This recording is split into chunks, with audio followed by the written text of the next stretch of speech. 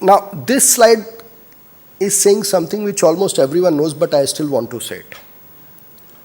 If you look at the way the business is done in India, you'll see people doing businesses in proprietorships, you'll see people doing business in partnerships, knowing fully well that in both these business structures, you are personally liable for any third-party liability, as a proprietor, as a partnership. And that is why the concept of limited liability company came in. So if anyone is doing business in partnership or proprietorship, please make use of the limited liability structures. And after the advent of limited liability partnership, you can actually have the same flexibility of a partnership, but still do it as a limited liability body corporate. Have the same flexibility of the partnership in a limited liability partnership. And I want to close my presentation by saying this. This is something which historically we have known, like it comes so normally, but at the same time when one is engaged in business, one does forget it. Never keep all eggs in one basket. So diversification of wealth is important. The business in which you are investing, in which you are putting your blood and money, it's important that you continue to extract money from that business and invest in alternative assets. That's what will take you through in case business goes down or business fails. So that diversification of wealth is important. That's where I'll want to end the session. I hope that the session does provide you some food for thought. And in case if there are questions, please let me know. I'll be there. Thank you.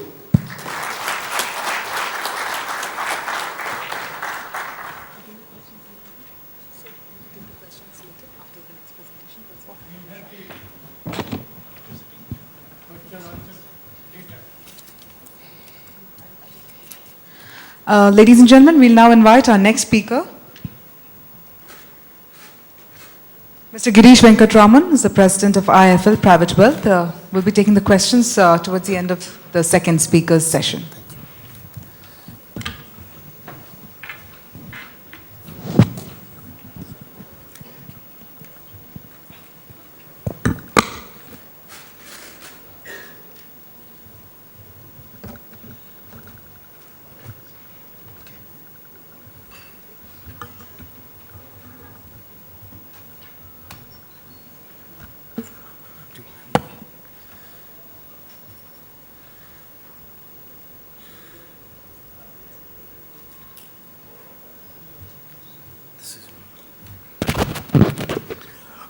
Good evening, ladies and gentlemen. Thanks, Mr. Shantanu, for inviting us.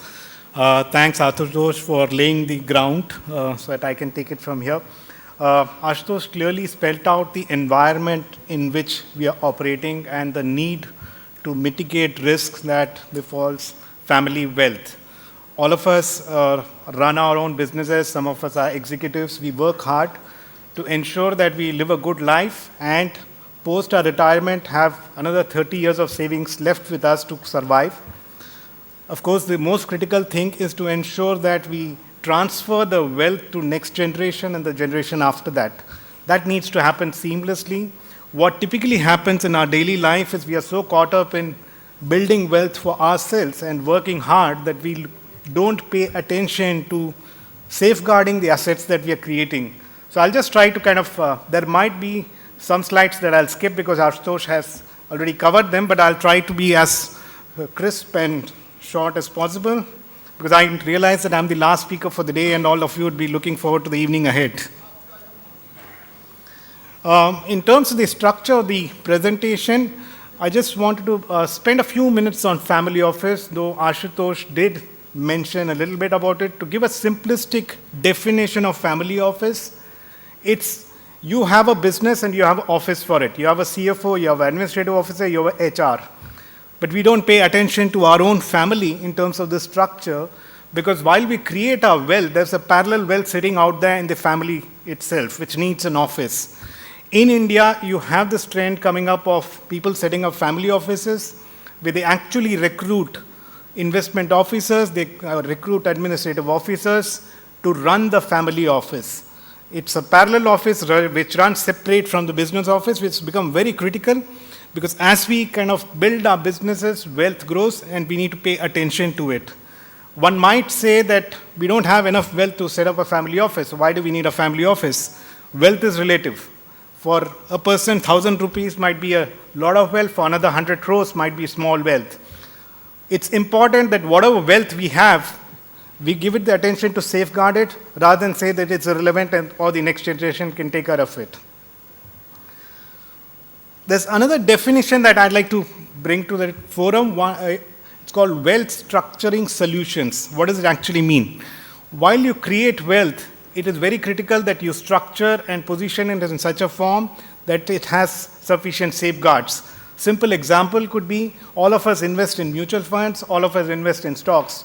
Do we pay attention to nomination or the second applicant? That itself is a first safeguard because if you have a second applicant, something were to happen to you, the second applicant can take over. And if both the applicants were to kind of go through, then the nominee takes over. Now, in terms of the structure of the family, if you look at the slide, we're talking about family wealth management, which essentially means that the wealth residing in the family needs attention. It can be due to business, it can be due to legacy, it can be due to unlocking of assets like real estate and stakes that you might have as promoters or shareholders or as employees. When you look at family business management, clearly it's something that's been already detailed. It's about how you want to deal with the business. What is the structure that you want to follow?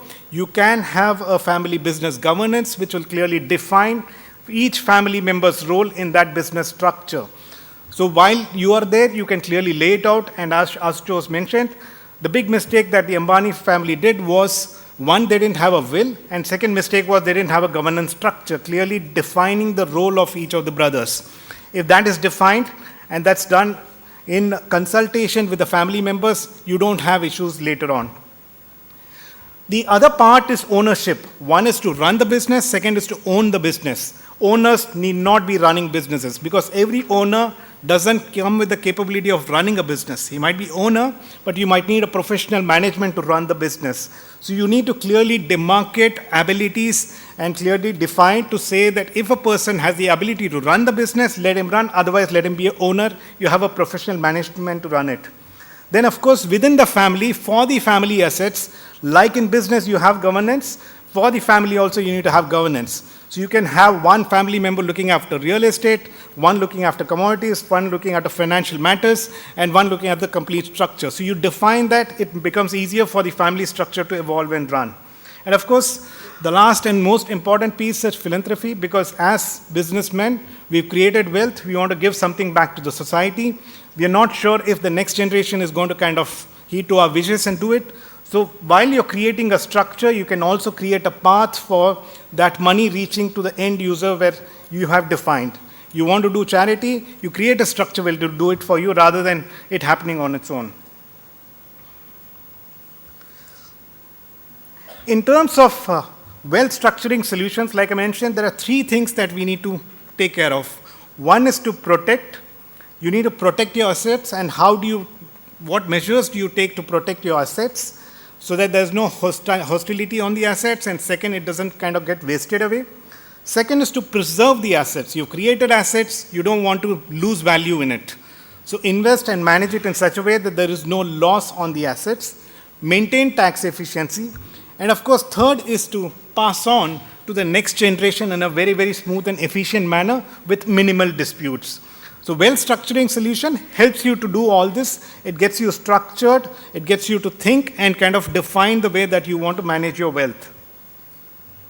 In terms of how do you want to do it, like Ashutosh mentioned, you need to demarcate business and personal assets. You can reorganize business holdings in such a manner that value is created across business lines.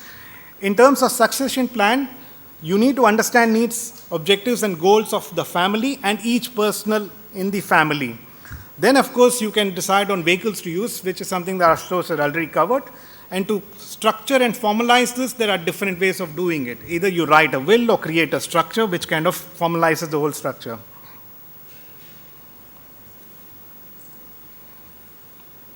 The various tools that you can use, and this is something that I'll detail on, though Ashutosh briefly mentioned, in terms of creating a business structure within a family and then a succession structure built therein, there are various tools that you can use.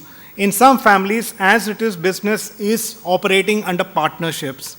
Now, partnership is good as long as family members are operating, but it gets to be efficient if you're looking at growth which is inorganic or you're looking at sellout to create realized value. Hence, partnership works as long as it's within a family or close friends, but if you're looking at growth and expansion or sellouts, you might need to migrate to a private limited company. The other way to do it is limited liability partnership, which is in vogue now. Of course, in India, it's still not very popular because there are issues around hosting investments in LLPs. You can have businesses in LLPs, but investments is still an issue because RBI views it as an NBFC then. So hence, as businesses, you can certainly host it in LLPs, but if you're looking at investments, you need to keep it out of LLPs. HUF is a traditional Hindu undivided family structure which has been there, gradually migrating to private limited companies because shareholding is always better than having a HUF structure. Companies is, of course, something that we are all aware of. Wills is in terms of transferring assets to the next generation, and trust is another mechanism which can be used to transfer wealth. I'll detail both wills and wealth in a trust in a bit. Now, in terms of succession planning, and this becomes very critical, if you look at succession planning, the most that all of us do is do nothing. We do nothing, we leave it to the next generation to figure out what they need to do. And typically what happens is after the demise of the head of the family is kind of faced with a situation where they don't know where the wealth is residing and what formats it's residing. So a lot of time goes in getting the detailing of the assets done, which is quite excruciating. And then, of course, you need to get the will probated. So there are issues around will which makes it quite difficult. So people do nothing, then there is an issue. If you write a will, there are limitations. In terms of writing a will, it's very easy. And I think that's the first leg that one needs to do. It's just a 2-page document. You need to list out the assets that you have. You need to list out how it needs to be distributed. The issues that come with a will is it can be easily contested. And people can always question the genuineness of a will.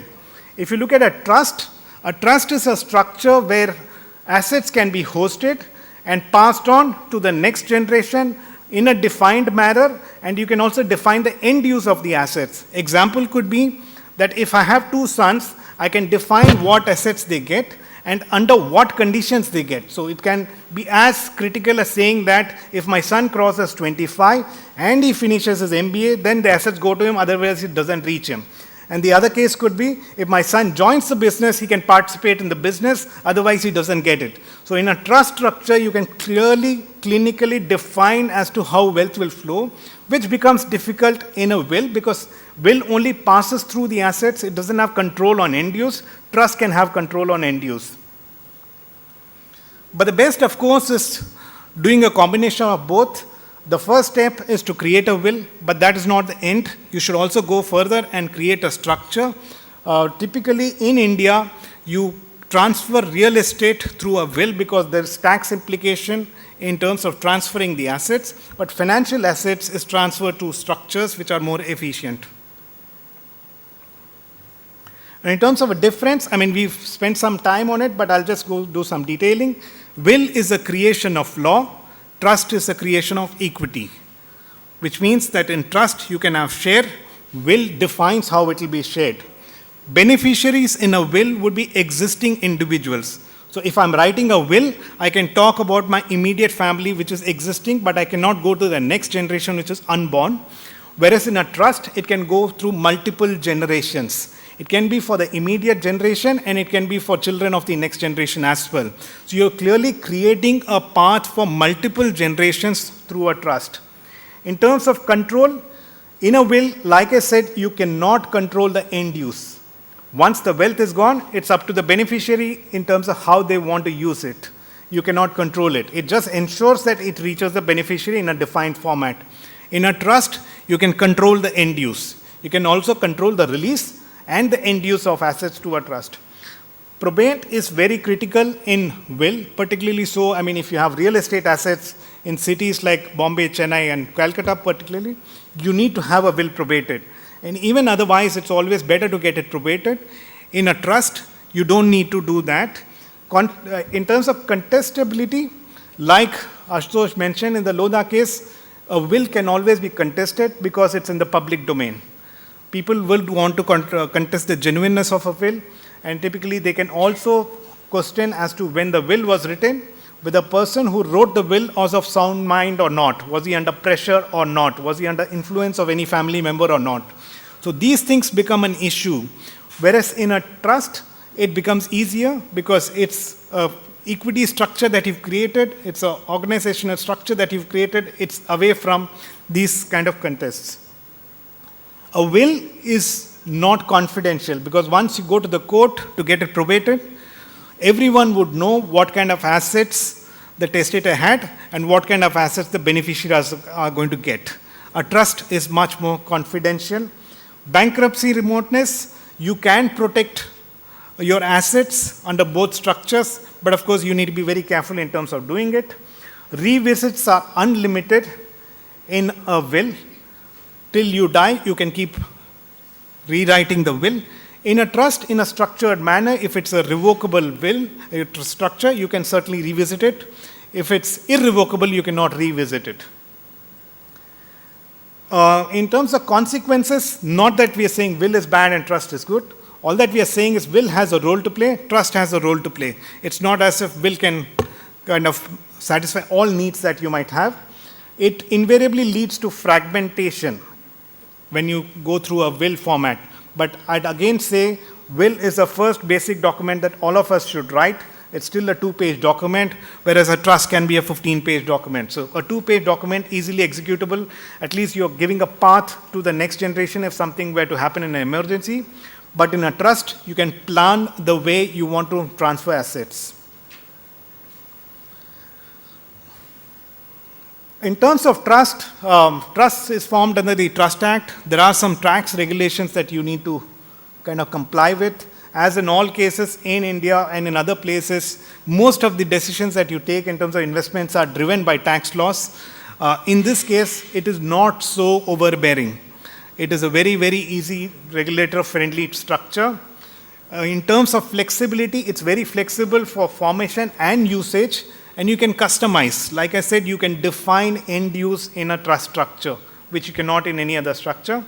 You can distinguish beneficiaries and their share in the corpus. You can be very, very specific in terms of beneficiaries who need not be the immediate generation, but the next generation after that as well. And you can also define the share that they get. It's self-regulated because there are trustees who will operate and will regulate the structure. Confidentiality is always maintained at all times because it's a very private family trust and it's not in the public domain. Usually you will go ahead and register a trust only if you have real estate assets in it. Otherwise you will not need to register a trust. It provides continuity because it can be multiple generations that can be taken care of through a trust, and it can also be perpetual. Bankruptcy in remoteness is of course possible. Now, of course, in India also, you have professional trustees available. So in the family structure, if you feel that you've created something which is very emotionally draining, you've decided now you want to execute it through a document, and you feel that you might not have family members who can be kind of objective about it, you can have a professional trustee managing the trust.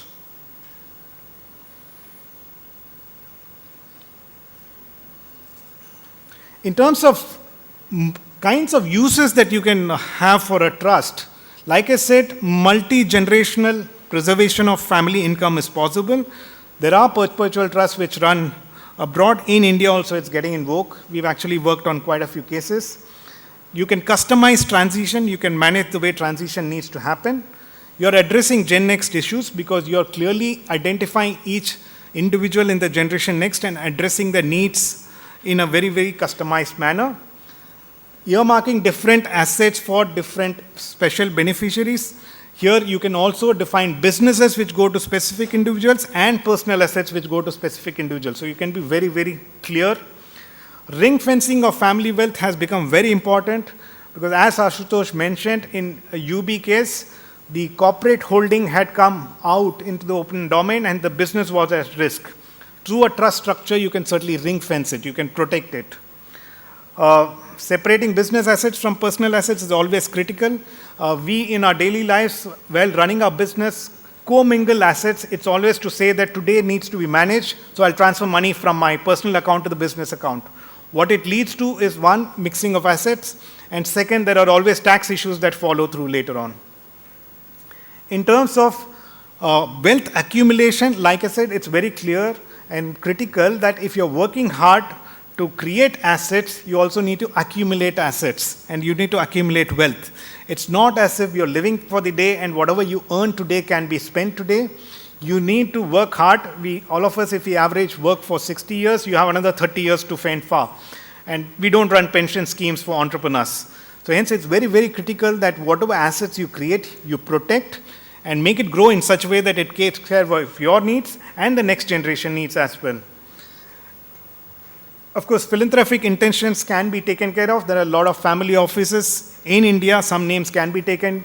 Premji Foundation is doing a lot of work in philanthropy, and he's able to do it because he created a structure which is independent of his business and family which is doing it.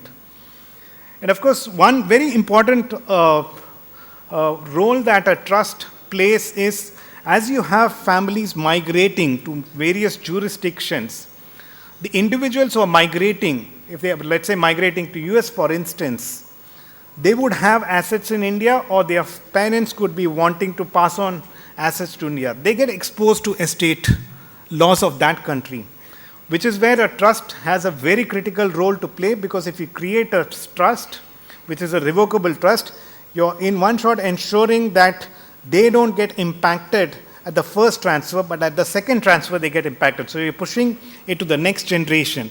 And what some families have started doing is to ensure that even if their parents have created a trust, for their benefit also they've created a trust, so there is transfer of assets, hence you're kind of ensuring that you don't get exposed to estate laws of various jurisdictions.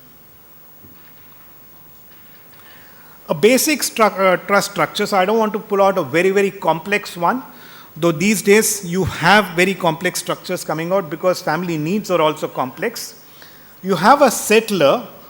Settler is a person who's creating the trust and bringing in the assets. So typically it would be individuals in this room who created wealth out of the business and wanting to move that into a trust. Then there is a trust deed and a letter of wishes. A trust deed defines the way the trust needs to operate, defines the beneficiaries and their roles. A letter of wishes is a very personal document which kind of states the wishes that the settler has in terms of distribution of assets. Because if you put the distribution in the trust deed, it can be in the public domain, because a trust deed would always go to a bank for opening an account. Hence, you might want to keep the letter of wishes away from the trust deed. Then, of course, there's a trustee who administers the trust.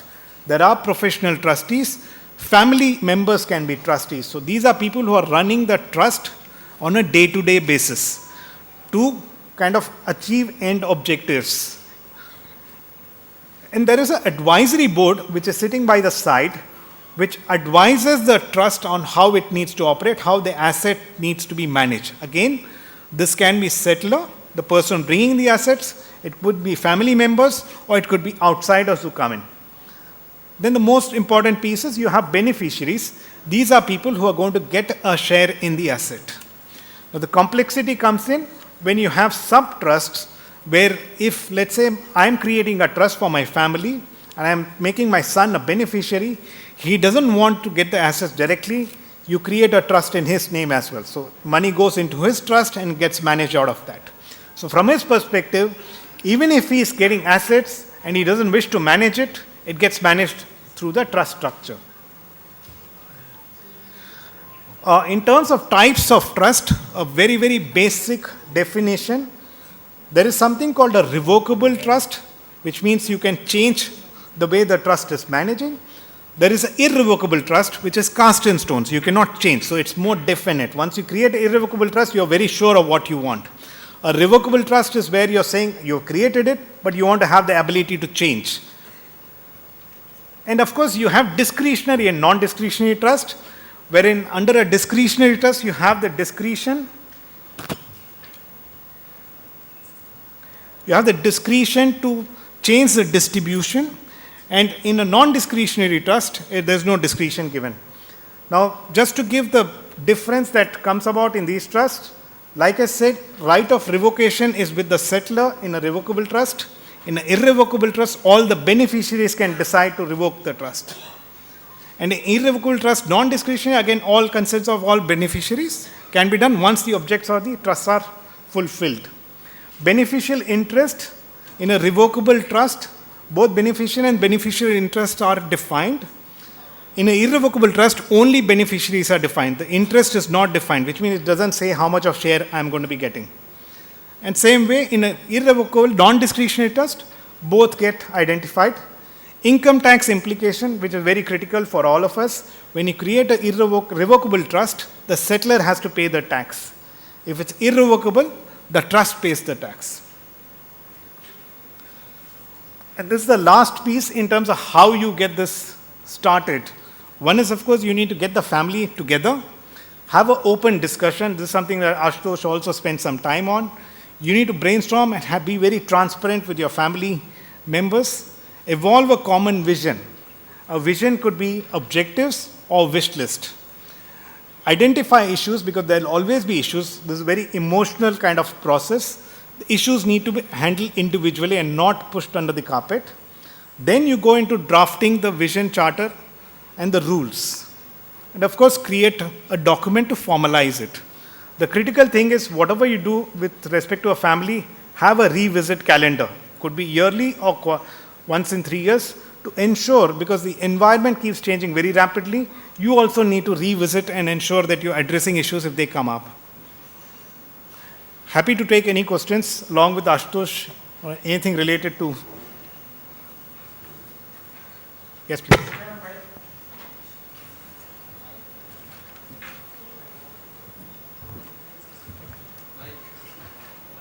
Thank you.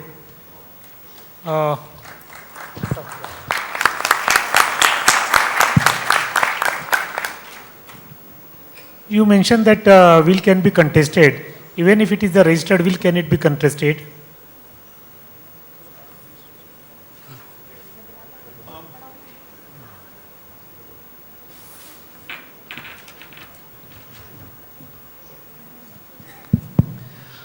Yeah, I mean, a registered will can also be contested. A registration formalizes the document. What nowadays people are doing is they're recording the will on a video to demonstrate that when the will was created and executed, it was done by a person who was fit, and hence the chances of contesting is low. Okay. Now, next question, like, can a property held under the trust be sold? A property held under a trust can be sold because it depends on the trust deed and how you define the way it needs to be operated. Obviously, the advisors will have the discretion to manage assets under a trust. Yes, it can be sold unless the trust deed says that these assets should not be sold. If it's very specific, then you cannot do it. Apart from that, like it can be sold, there is no restriction. Absolutely. Can settler be the trustee? Can settler be also a beneficiary? Yes, settler can be a beneficiary. Okay. And he can be trustee also? Yes. Naturally. Okay. Under what law that trust is being operated?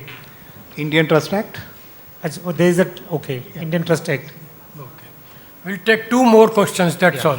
Thank you. Yes.